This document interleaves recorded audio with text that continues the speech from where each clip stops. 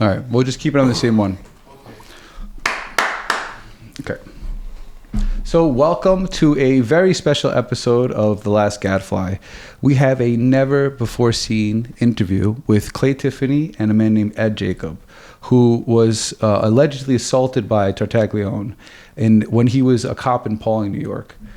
This is way before Tartaglione became nationally known for the allegations of police brutality, and this comes out of a small town in Dutchess County where not a lot of information was being reported on. Right.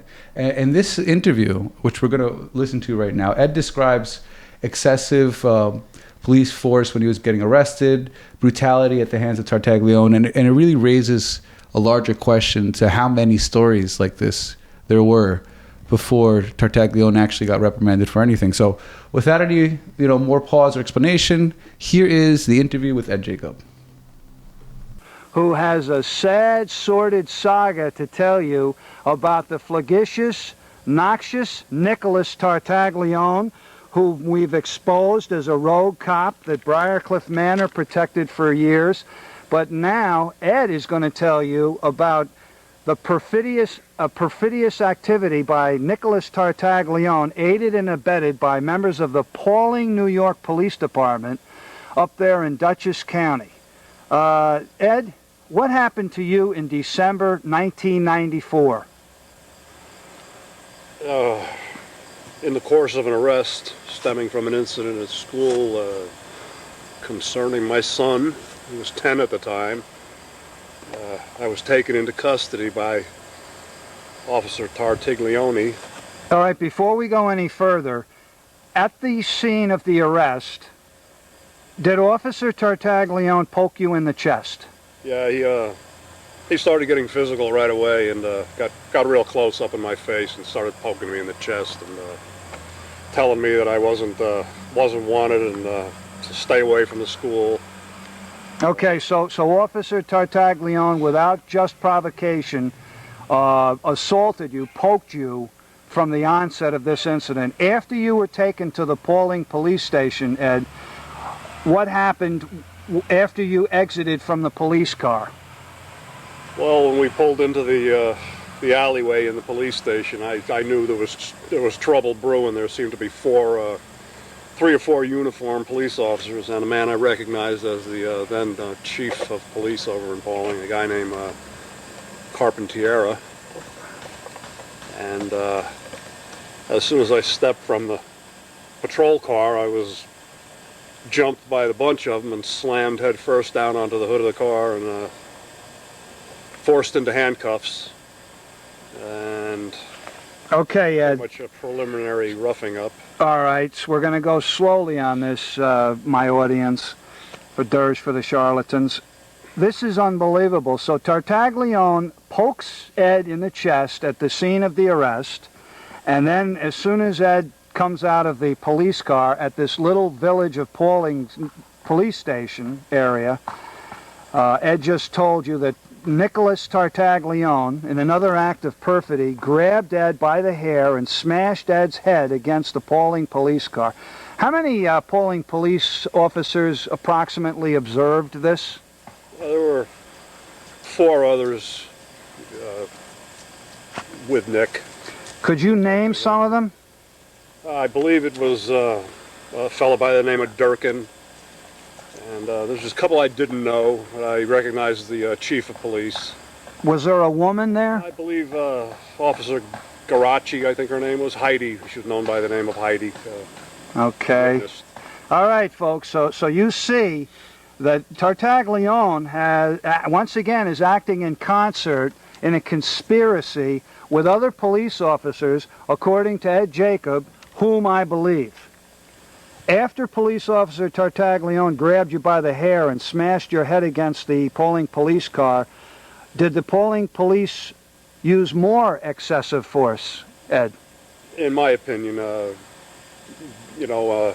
putting the handcuffs on me, they picked me up by the handcuffs after they got them secured on me, and I had just had surgery on my left shoulder. I was hit by a car in April previous to this incident, 4 months before, and I had a complete separation. All the tendons were ripped from my shoulder. I was still hurting pretty much from that accident, and I was literally picked up off the ground by my hands while they were cuffed behind my back, and caused quite a bit of pain. And intentionally, I informed them to be careful because I had the surgery and wasn't quite healed yet.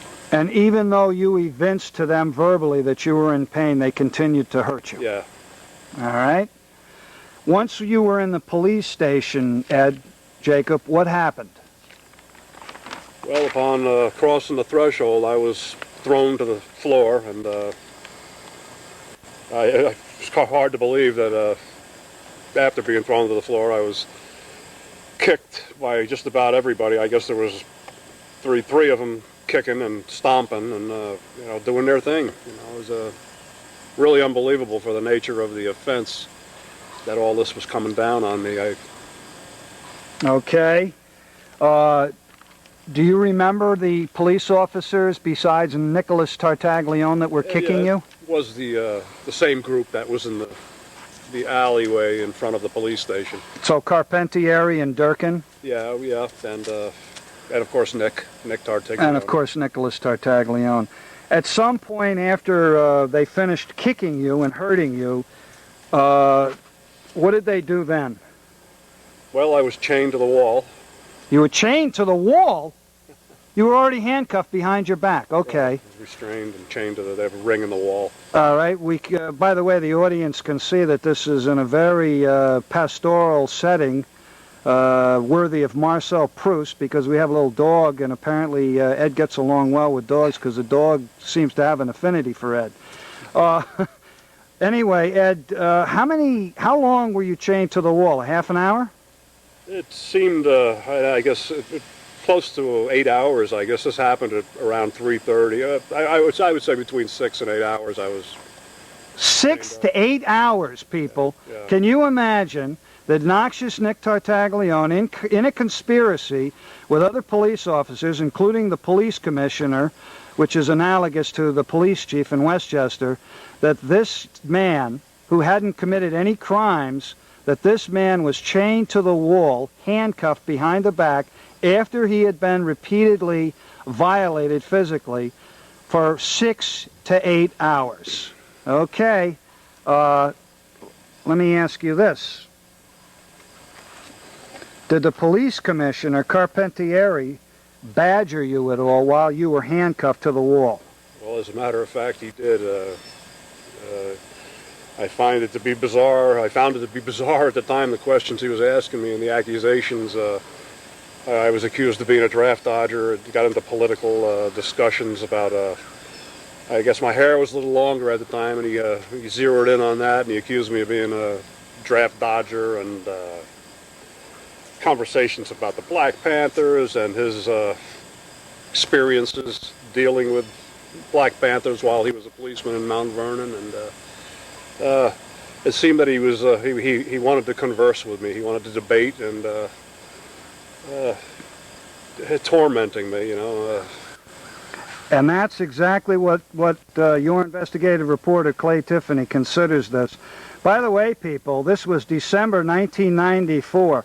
A little late in the game to play Your Hair's Too Long by Officer Carpentieri. And, of course, the non-cognoscenti are probably not aware of the fact that the Mount Vernon Police Department, while Mr. Carpentieri was a detective I believe he was a detective for the Mount Vernon Police, the feds had to come in, and they caught a number of Mount Vernon Police, I believe, detectives involved in illegal felonious activity, as I recollect, strong-arming or taking money from drug dealers. And, of course, all of these fascistic police always have a rationalization for their fascistic behavior. And, of course, you be the judge out there. How do you feel? Do you think the fact that Ed had long hair justified this outrageous violation of his federal civil rights? And, of course, that's another rhetorical question, which only a jackass would justify it. I have a question, Ed. Did Tartaglione, after his repeated violations of your civil rights, federal civil rights, did he do anything to you while you were helpless, chained against the wall, handcuffed from the back?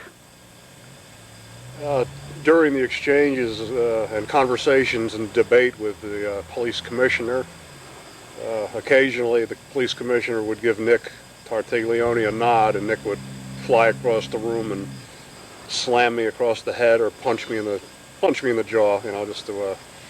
Did this happen more than once, It Ed? happened several times. It was they were having a pretty good game going there. And, This is absolutely outrageous, folks. I had heard about Ed, Jacob, but until today, I didn't realize how egregiously Tartaglione and the other cops involved from Pawling acted, according to Ed Jacob, whom I believe. Okay, another question. Were you eventually taken out of the Pawling Village police station anywhere? And who took you? well, after a midnight arraignment, I was taken to the Dutchess County Jail over in Poughkeepsie by the arresting officer, Nick Tartaglione, and Heidi Garassi. Who was driving? Officer Tartaglione was driving. Did he drive in a proper fashion? Well, not in my opinion. I was watching from the back seat, and he was exceeding 80 and 90 miles an hour at times across Route 55, and it was pretty scary. I thought, what the hell's going to happen if he loses control of his car? I'm not even going to be able to hold on. I was cuffed behind my back, and it was pretty scary. And of course, it was what time of year? It was in December. And up in Pawling, there's more snow on the ground than down in Westchester. Yeah, ice, whatever. It was pretty scary. I was aware of the chance that he was taking driving so fast. What aficionados of Dirge for the Charlatans know, but Ed doesn't know until I'm going to tell him right now, I believe just before he beat your investigative reporter up for the third time on 12/2/98, I believe that it was about just a few weeks before that Nicholas Tartaglione totaled a Briarcliff police car. And of course, Ed didn't know about that. All right. In the village of Ossining, by the way, people, I have a question. Was there any conversation among the three of you while you were being driven to the Dutchess County Jail, Ed? Yeah, there was continuing baiting and needling. Nick was tuning in the FM dial and picked up a favorite song of his, which was, I believe it was an AC/DC song, Hell's Bells or The Highway to Hell. He turned around and he had kind of a devilish grin on his face, and he asked me if I liked AC/DC, and I said not really. I prefer a country or something a little milder. Wasn't to my taste anyway. And he turned it up all the way and proceeded on this hell ride over to the county jail. I was actually glad to get to the county jail, to get out of that car alive. This is unbelievable, people, and I believe this man, Ed Jacob. This is absolutely outrageous that this Nicholas Tartaglione was allowed to be a police officer at all. And remember, he was a cop in Mount Vernon for 11 months, about 4 months in Yonkers, about 2 years in Pawling. Pawling, by the way, finally did get rid of him, I was told. And then, of course, he found a refuge in Briarcliff run by the autocratic, testosterone-deficient mayor, Keith Austin. All right, Ed, now you're in the jail. How much bail did you have to post? Well, or did they allow you to post bail? That was the kicker. I anticipated being informed of an amount, and was on the phone regularly with friends and family on the outside, and I kept being told that there's no bail, that you're being held without bail. There was no bond set, and excuse me. This is unbelievable, people. This man falsely arrested and then brutalized, and then he's not able to get out to the public. And of course, one of the reasons that I believe that they kept him in jail incommunicado, so to speak, is because then nobody could see what he looked like after Tartaglione and his pals got finished with him. Now I have a question. How long was it before they took pictures of you, Ed? It was approximately 11 days before the public defender's office got around to sending an intern over with a camera. 11 days, people. Yeah, for 11 days. This is outrage upon outrage. When they did take your picture, Ed, did anything show up even though it was 11 days later from the alleged beating? Well, the bruises had faded a little bit. They had gone from black and blue to yellow and green, and one particular injury was discovered after we looked at the photos, and that was actually a tread print from what appeared to be a work boot or a combat boot of some sort of treaded sole across my forehead where I was stomped. And, unbelievable, folks. Unbelievable. And this happened in Pawling, which is a rather bucolic little village up there in Dutchess County, just beyond Westchester County. So when you first went to court, Ed, what happened? And this was approximately how long after you had been jailed? Almost 2 weeks after being brought to the jail, I was taken back to Pawling for, I'm not familiar with the term, it could have been an arraignment or a pre-trial or something or other. And when I got there, a little side incident, as I was shuffling in with leg irons and restraints, Nick tried to trip me in the hallway. When I walked by him, he put his leg out and tried to trip me in the hallway. Can I ask a question? Was there a guard there walking you? There was. Did they notice it, or possibly not? Well, it's been a number of years. I can't recollect exactly. I think I might have been brought back to Pawling by Officer Tartaglione. I think he may have come and got me. Like I say, it's been 6 years. The memory fades, but.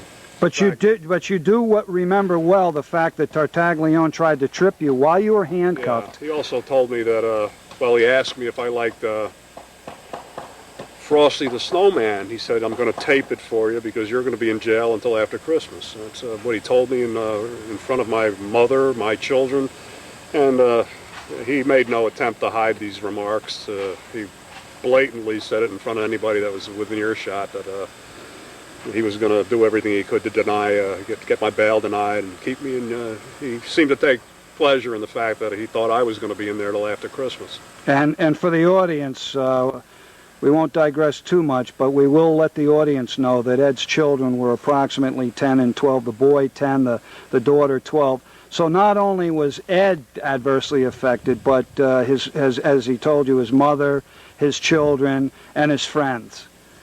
This is an outrage, and this is one of the most sordid sagas regarding Tartaglione that I've heard, although I'm sure that there are people out there, and I'm going to try to put this show up into the Pawling area, that also were violated by Tartaglione. Possibly not as egregiously as Mr. Jacob was, but any violation of your federal civil rights, and this guy should have been put in jail. I mean, well, we're going to get to putative law enforcement official, FBI agent, Kenny Lynch, very soon. Okay, Ed, you were eventually allowed to bail yourself out after being in the... Oh, but what happened when you finally appeared before the Pawling judge? Give me his name and tell me what happened after you were in jail for about 2 weeks. Well, this was Justice Applebaum, or if I believe that was his name, informed me that the evaluation that they demanded, a psychiatric evaluation that I had undergone and passed. The papers were lost, so I was remanded to the county jail to wait another 2 weeks for the next court date, at which time they finally did set a bond, which was $50,000 or $10,000 cash, which a friend of mine posted the cash bail, which was So, folks, you see that $10,000 cash is rather onerous, and another violation of Ed Jacobs' rights. You don't have to read Alexander Solzhenitsyn regarding Russia in the communist days to find out about violation of an individual citizen's rights. You can hear about it here in the old USA in the form of what happened to Ed Jacob. And we're here in a bucolic setting in Connecticut, and I'm going to ask him another question.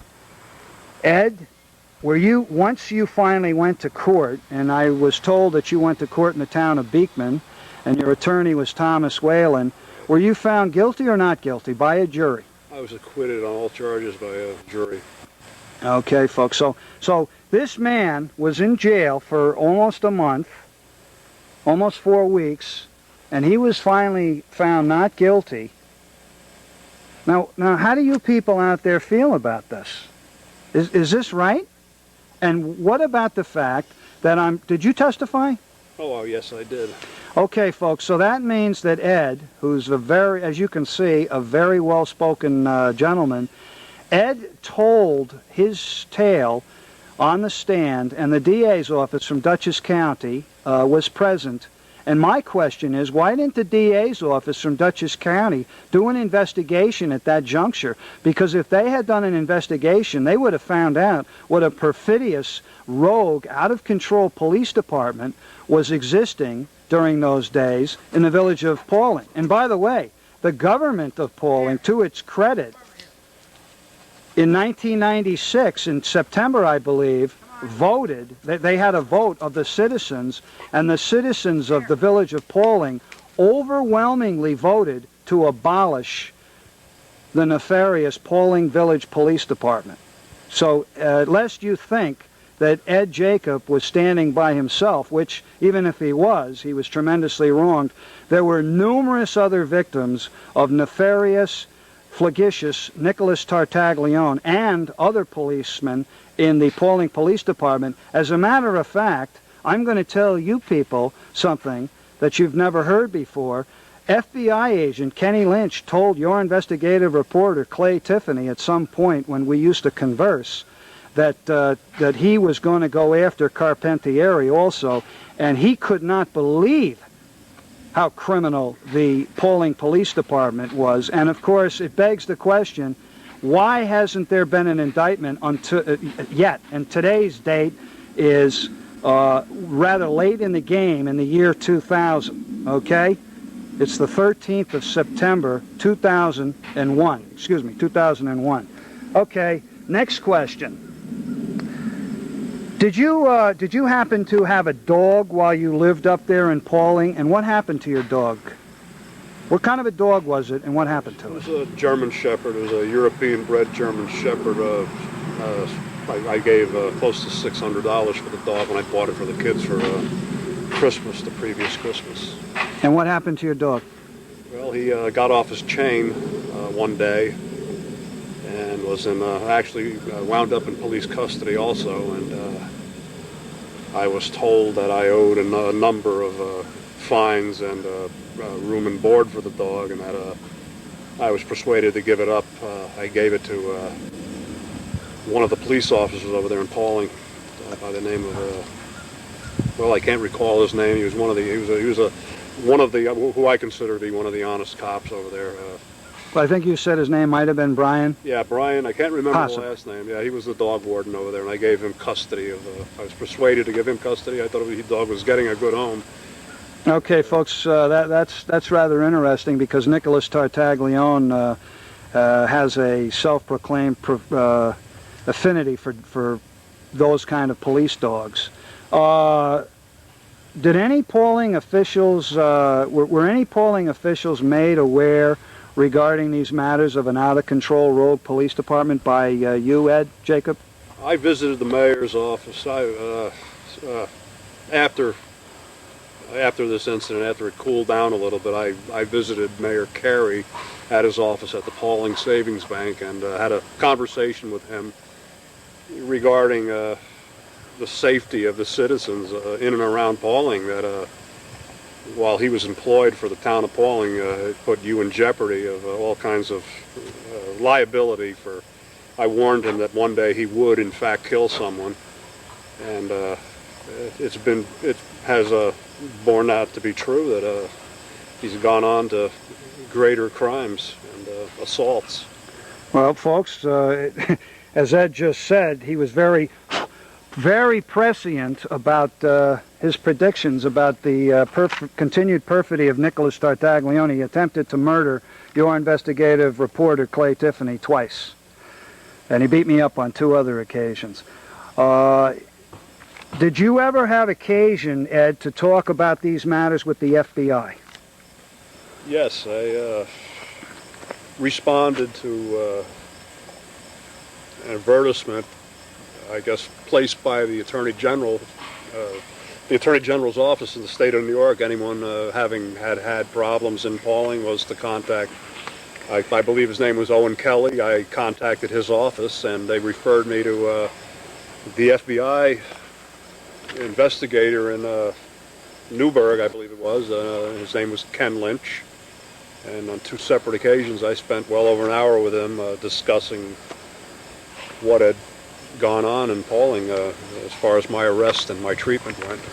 Did Agent Lynch, at some point in these conversations where you told him extensively what had happened to you, did Agent Lynch make any rather amusing or interesting comments? Well, I guess it was amusing. He told me to go shopping now for a Cadillac. He said that this is a great case. I want to stress that my motivation was not a lawsuit or anything of that nature. It was to, I believe that Nick should pay for his crimes. He accused me of and charged me with an assault that I never committed. In fact, he assaulted me and nearly beat me to death, and that was my motivation, to see that Nick Tartaglione no longer carried a gun and was a threat to, innocent people. Well, of course, by Agent Lynch saying to you that you can go out shopping for a Cadillac, that means that he thought that this thing was so egregious that you would win a very substantive civil suit. And of course, that indicates that Agent Lynch thought that this was very violative of your federal civil rights. And I once again ask my audience, why hasn't Nicholas Tartaglione and all the other criminal cops that acted in concert with him up in Pawling and in Briarcliff, why hasn't there been any indictment yet? Even though the photo was taken 11 days after, Ed just told you that there was a tread mark on his face from probably Tartaglione's shoe or boot, whatever he was wearing. I don't think he's a long-distance runner, so I don't think he was wearing light Adidas or Nike or some such. By the way, did Tartaglione ever make a revelatory statement to you during all these horrible incidents regarding himself and his own history of possibly being beaten, Ed?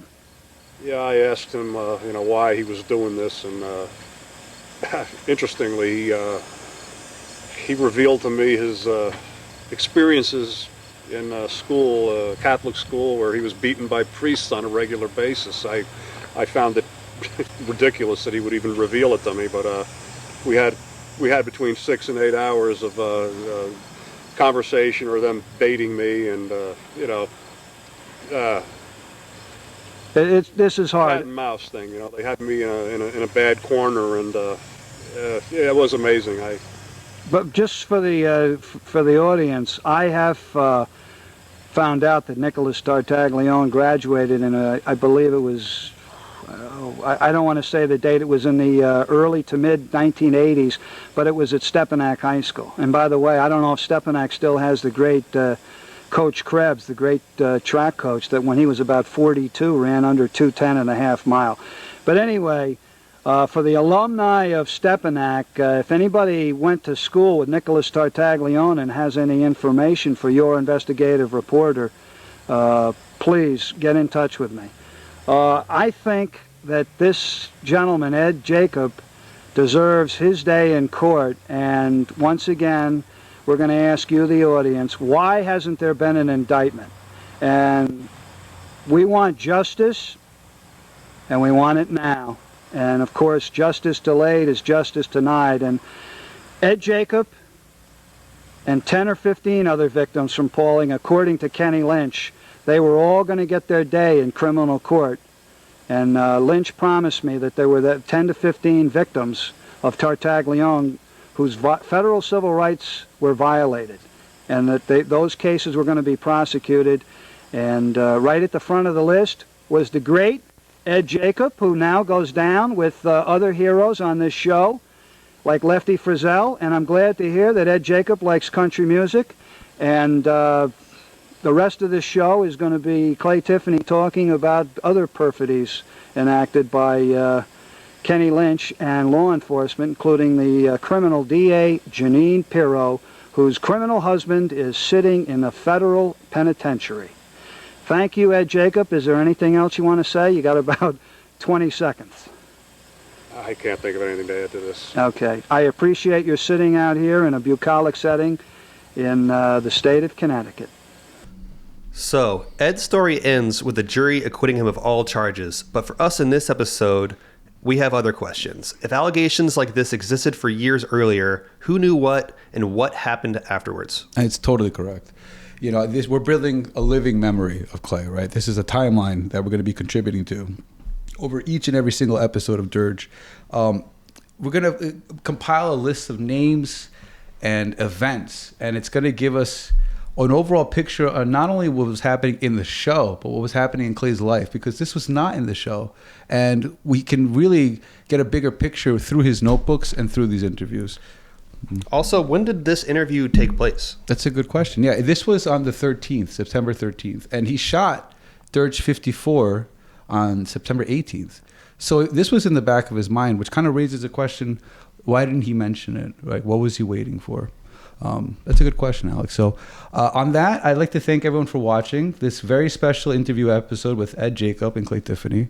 Next week, we have Dirge 55 coming out, and we're going to keep to a much tighter release schedule after that. So thank you so much for joining us, and we'll see you soon. Thanks for watching. Also, like and subscribe, please. It helps a lot. Thank you. Bye.